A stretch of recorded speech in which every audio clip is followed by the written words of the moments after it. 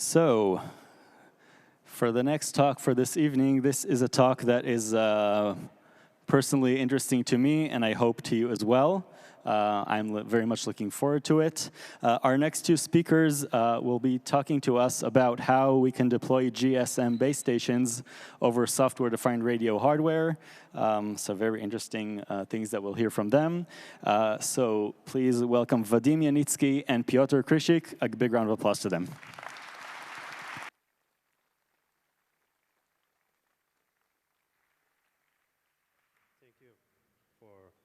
Introduction. So, hi everyone. This is the first talk ever at the Congress, so thanks for having us here. Let's start. My name is Vadim Yanitsky. I'm a researcher from Positive Technologies company at the telecommunication department. At the same time, I'm an Osmocom contributor. I had some background in web development, but this time is gone, and now I'm in telecommunications. Now I prefer to use C and Python. And this is Piotr. Hello, everyone. I'm Piotr Krysik. I'm working at Warsaw University of Technology. I'm generally a person that thinks that using free software is a good idea, and writing it is even better. So I created some small pieces of free software myself, and one of them is GeoGSM. I will introduce it later.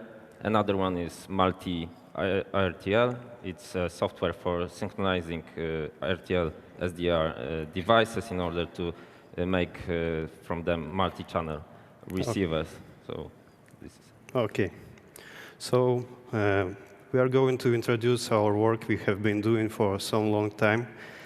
And in a few words, we will show you how to run a GSM mobile phone on software-defined radio. And as you probably already know, our project is mostly based on OsmocomBB project.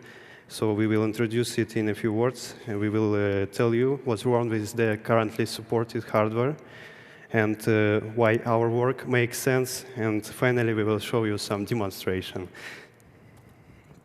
So let me ask how many people here used to play with OsmocomBB? Raise your hands, please. Not so much, but anyway, thanks. So, from my experience, when people hear about OsmocomBB, they basically imagine an old Motorola phone with always hanging firmware. So, let's look, what is it?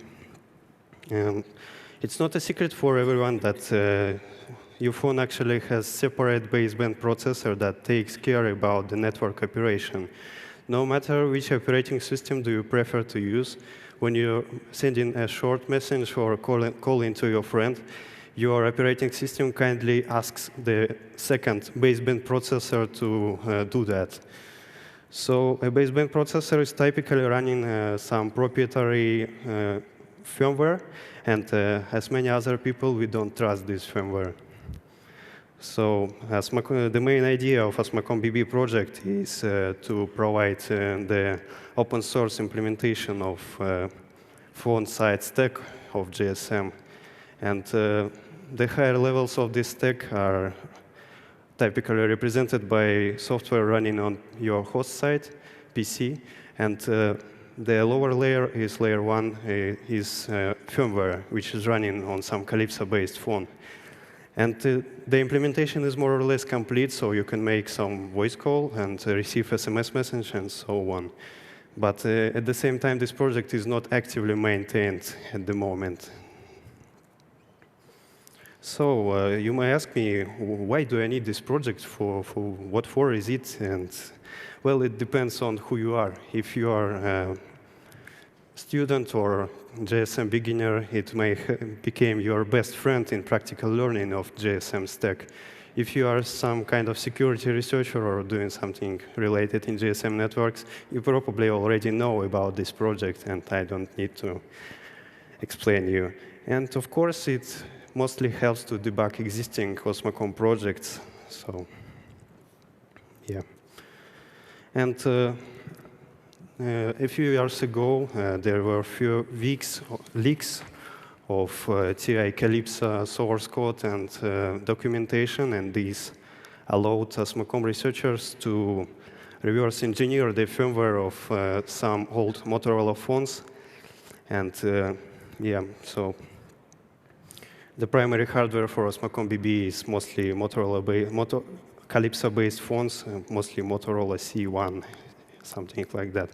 And such phones run custom firmware, which represents layer 1 of GSM stack, and this firmware interacts with the host software via serial link. And mostly the problem is that this firmware doesn't do much of things. It mostly drives a proprietary DSP. And what is the problem is that such hardware is not manufactured anymore, mostly. And the DSP, which is digital signaling processor, is not fully researched.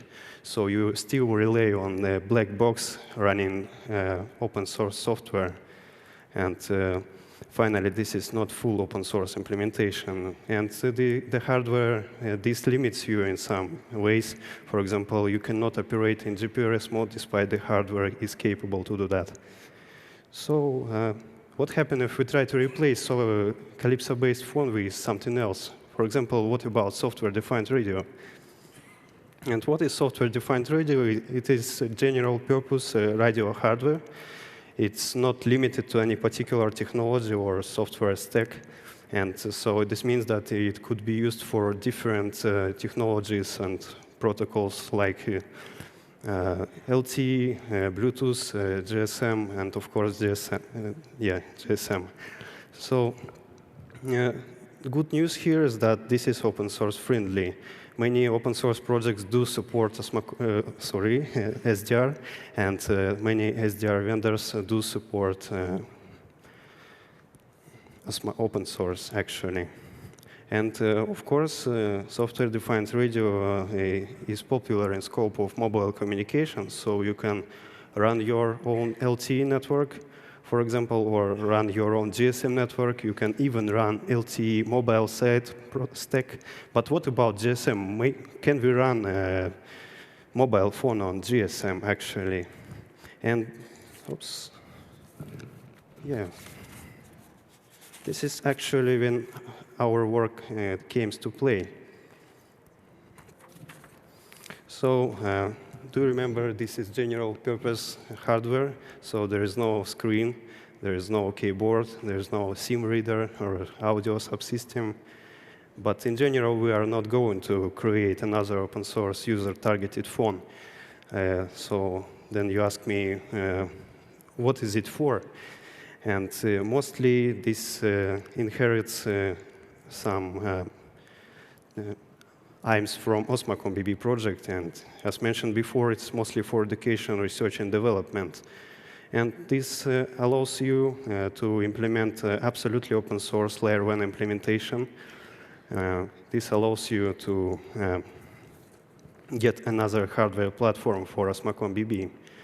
And yeah, let's turn back time and imagine that we are developing a software-defined radio platform for OsmocomBB from scratch. And from what did we start is here on the top of this picture, you can see the Osmocom application, which was previously used to connect the higher level applications and lower layer represented by firmware together. And the higher applications used to communicate via serial link. But in our case, we don't have firmware anymore. We don't have phone. And we need to communicate with software-defined radio somehow. So yeah, after a quick look at the source code of OsmocomBB, we found that it do use layer 1 control protocol, which is a custom but pretty simple protocol. And good news is that this protocol is already implemented in software of higher levels and in firmware too. And the problem is that OsmocomBB host applications do understand layer 2 frames, but not layer 1 bursts. So you need to implement some kind of burst encoding from, yeah. And another problem is that host applications don't care about time division multiple access. And this is one of some basic technology in GSM. So we need to implement some kind of TDMA scheduler here. And OsmoBTS became our source of inspiration because both things already implemented here. So we separated the common part of OsmoBTS, which is actually Osmocom base station project. And we created a separate shared library called libosmocoding, cleaned up and documented some parts of code and extended with accelerated Viterbi decoder. And also we took some basic GSM structures like multi-frame structure or clock synchronization routines from OsmoBTS as is.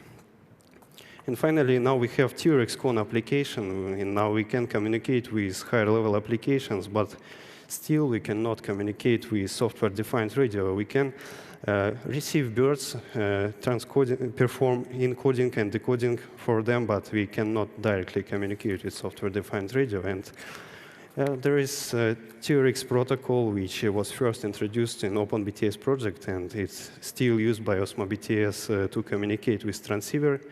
And basically, it assumes 3 UDP sockets, one for resource management, another for frame clock indications, and other for actually for bursts. And so, OK, we implemented these two in TRX Con applications, and now both OsmocomBB and OsmoBTS projects do support TRX interface. So maybe connect them together for early development and testing without actual hardware. And yes, of course, we can do that. And so welcome Fake TRX Toolkit. This is a set of tools written in Python and mostly used for debugging TRX interface. And the most interesting application here is Fake TRX. It works, it allows you to connect TRX Con directly to OsmoBTS application. It acts like a proxy on the level 1, so you don't need any hardware to interact with your open source network from open source stack, mobile side stack. And what is the purpose of this tool is, for example, you can learn whole GSM stack without hardware.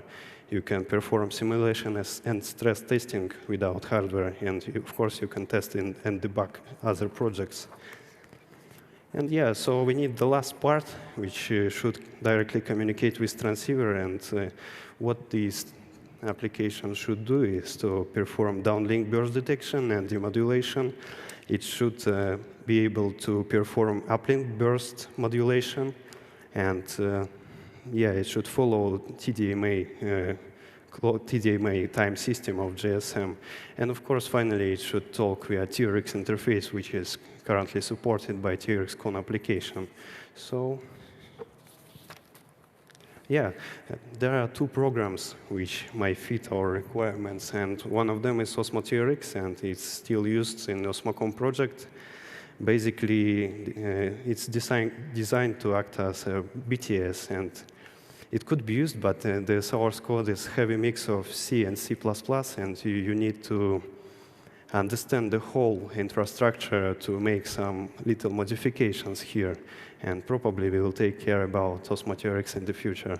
So also there is GeoGSM, and this is a GNU Radio out of 3 module to play with GSM. So it's modular, easy to modify everything as you need. So why not to try this too? And yeah, this is why I contacted my friend Piotr to continue work on that direction together. So yeah. Yeah, the part of my work was implementing the burst transceiver for the GSM. And it is based, as Vadim said, on GeoGSM, which is relying on GNU Radio. The whole GeoGSM project was started from a part of April project that years ago in 2009 I added to April project. It was called GSM receiver, but it is now much more from just a software for passive receiving bursts. It also does the multiplexing, decrypting bursts. It has GNU Radio blocks for decoding different logical channels for filtering bursts. And there are also out-of-box application, demonstrating how to compose these blocks into working applications. There is application for live monitoring, GSM broadcast channel, decoding different logical channels and analyzing them in Wireshark, and also for searching BTS as active in the area. So what was the initial project status? It was that we had the whole receiver, but what was missing was, of course, whole transceiver chain. And what was to do was to implement GSM burst modulator, then figure out how to synchronize the transmitted signal coming out from this modulator with signal received from the base station, and then we actually had some constant time offset that needed to be corrected, and in the end we had to verify if the signal transmitted the radio output is the right one, so we don't interfere with anyone's license bands. So very short introduction of GSM.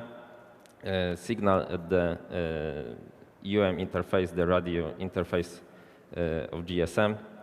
It uses time division multiple access with frames containing 8 time slots. Each time slot carries one GSM burst. It's kind of a GSM packet. And these packets are usually modulated with Gaussian minimum shift keying modulation.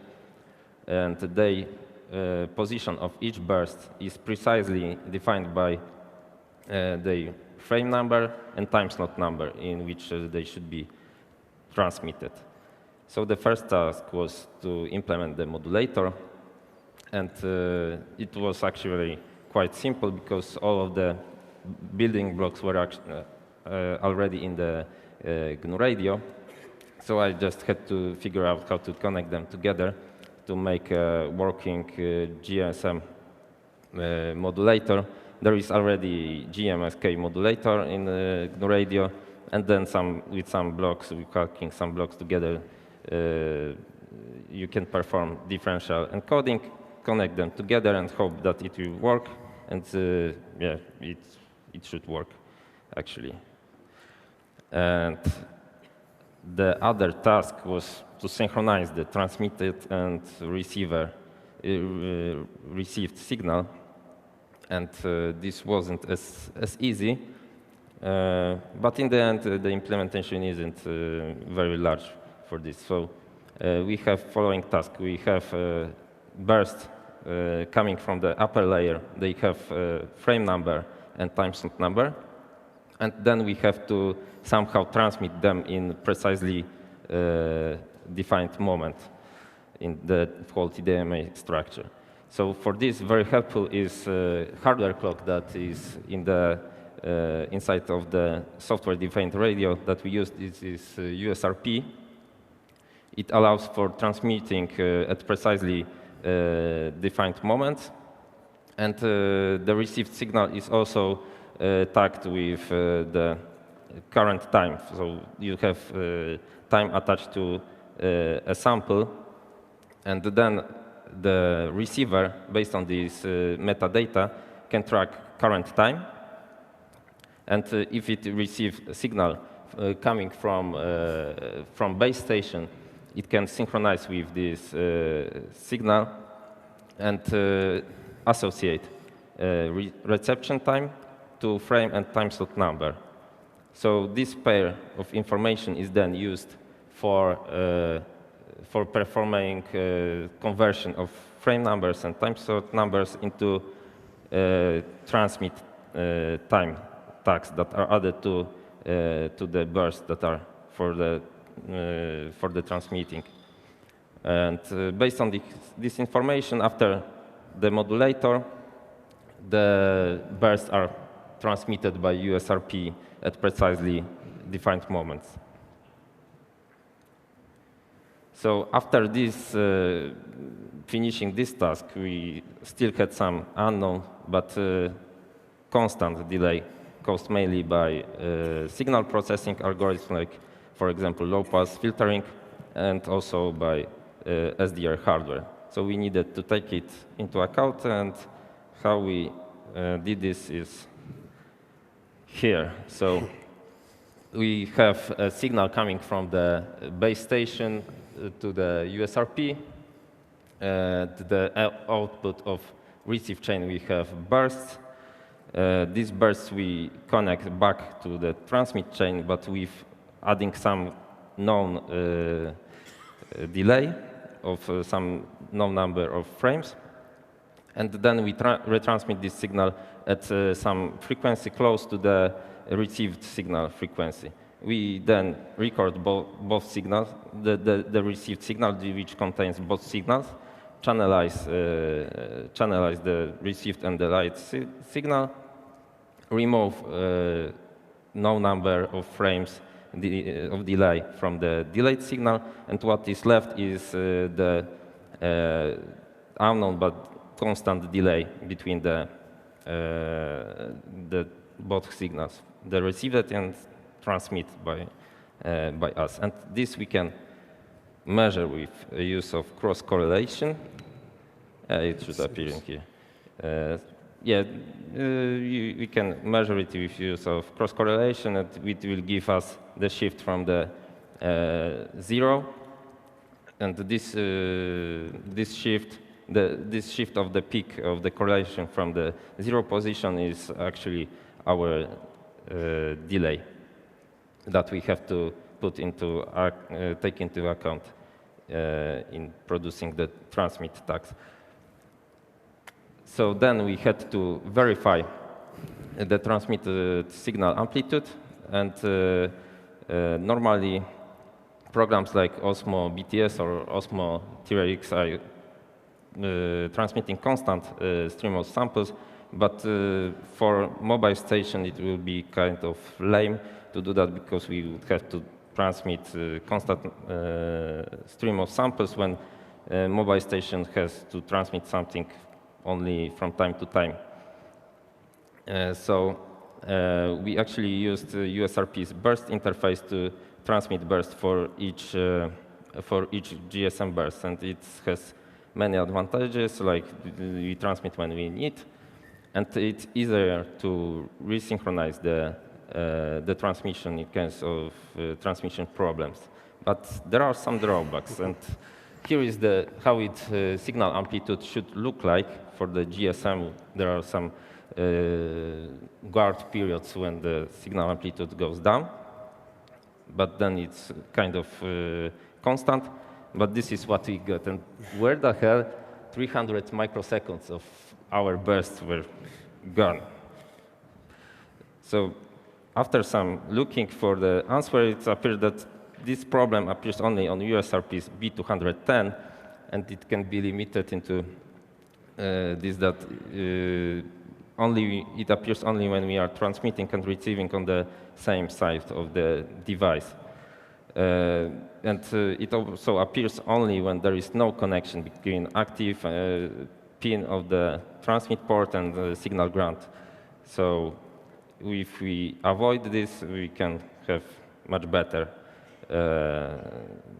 signal amplitude. But then, what is that thing in front of my burst? So what is this? After some looking, it appeared that this is the end of the previous burst that appears at the beginning of the next burst, and it is probably the result of growth delay of the USRP's FPGA processing chain. And and it can be avoided by just adding zeros at the end. So if I would know at the beginning, I would just do that and not lose some time on this. And in the end, what had to be done was verifying transmitted signal spectrum with spectrum analyzer. And when you are connecting antenna to the SDR device, you should take into account always the fact that it might not produce the ideal signal. And for example, here for USRP B210, there is a signal with amplitude of -13 dB from the main signal on the third harmonic. So you should always put analog low-pass filter, especially in case you are using a wideband antenna. So after applying the filter, you get something like this. So at this moment, my part was working, I think, but to check that, we had to wait for the demo done by Vadim. Yeah, thank you. So when we finished more or less working implementation of that transceiver, we get something like that. So finally, we can now communicate with software-defined radio through the application called GeoGSM TRX. So we can not only communicate with our open source stack represented by OsmoTRX and OsmoBTS, but also with different base stations. So yeah, let's try to show some demo, but we have some limited time. And I need to put it here.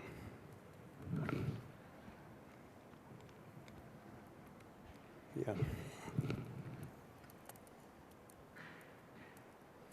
So first thing we need to run is actually our transceiver. Yeah, it will start. And then we need to run our TRX clone, which actually acts like a bridge between transceiver and OsmocomBB applications. And finally, we need to run some OsmocomBB application, for example, mobile application. Yeah. And what's happening now that it just synchronized with base station of this local network. And now we can try to register here, for example. Yeah. This is classical things. We need to put our virtual SIM card because at the moment we don't have any direct SIM card interface. So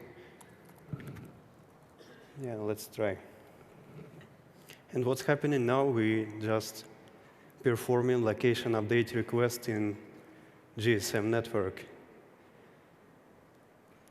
And let's see. Yes, yeah. And we just registered on that network. And what we can do here is to perform some basic operations, like we can request for our number. It's simple. So yeah. The implementation is not so stable, so feel free to contribute our project. And yes, this is our virtual extension, so we can try to send SMS message to ourselves. It we should receive it back for example, this way. So yeah, we got a channel. And oops, let's try one more time.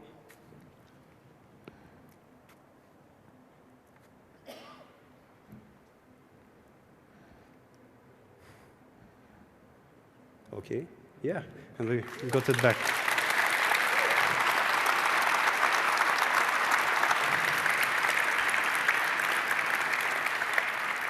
Yeah, thank you. And finally, let's try to call somewhere because we have some basic sound integration, and I hope it shouldn't.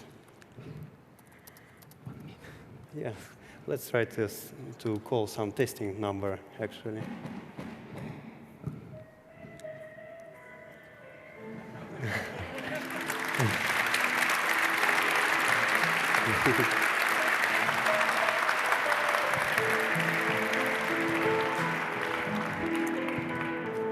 Yeah. Finally. So, we need to switch back to our presentation. And yeah. The current project status is here, and it's not so perfect as I would like to see. So what have we achieved is now we have a full open source GSM layer 1 implementation. And so you don't need to hunt for Calypso phones anymore. You feel free to use software-defined radio. You can use any frequency you want. For example, you can run your network in Wi-Fi band and call in this network. We are close to the future GPRS implementation. And for example, we can do some things like try to integrate non-GSM audio codecs like Speaks or Opus here. And of course, this is the wind of change for OsmocomBB. This is a new hardware platform for that project. So yeah, thanks for your attention, and feel free to ask your questions.